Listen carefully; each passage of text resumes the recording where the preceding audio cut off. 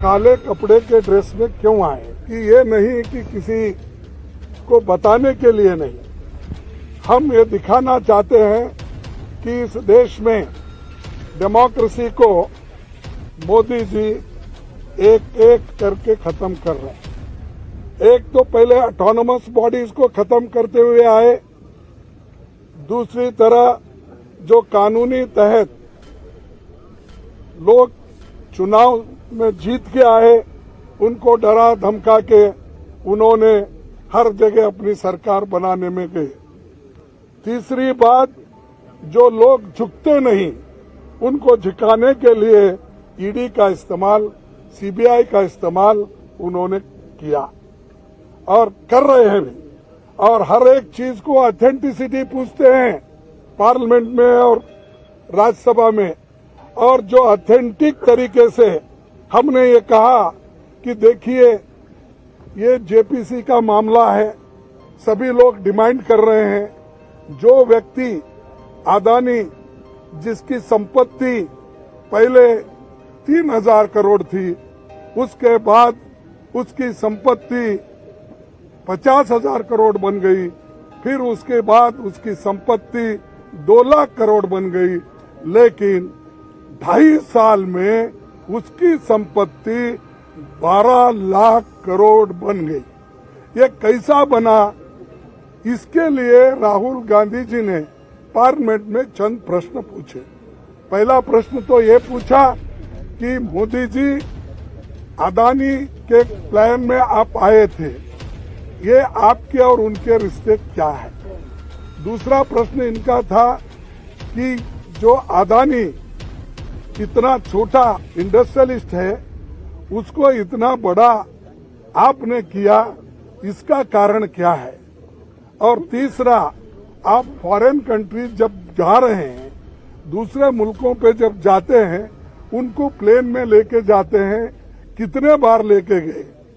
चौथा प्रश्न ये था कि आप जहां जहां जाते हो उसी वक्त वो भी वहां पर आके मिलते हैं, उसका कारण क्या है।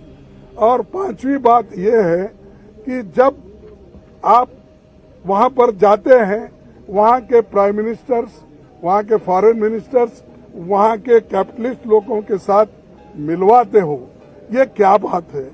इन चीजों को आप उत्तर दे दो। और छोटे से समय पे एक आदमी इतना पैसा कमा सकता है, जब देश में 50% लोग अभी भी उनकी इनकम केवल गरीबी रेखा के नीचे है।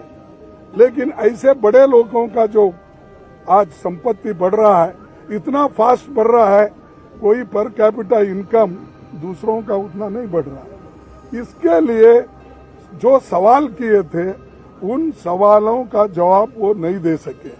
और पूरे पार्टी के नेता लोग यहाँ पर जो जितने भी पार्टियां, हमारे 18 पार्टी आज आए हैं, एक भी पार्टी मिस नहीं हुआ, सभी मिलके यही मुद्दा पूछ रहे कि भाई आप ज्वाइंट पार्लियामेंट्री कमेटी बिठाओ, उसमें खुल के आएगा, सत्यता बाहर आएगी, रिकॉर्ड्स देखेंगे और रिकॉर्ड्स छानबीन करने के बाद जो चीज बाहर आएगी वो सबको मालूम होगा, ट्रांसपेरेंसी होगी।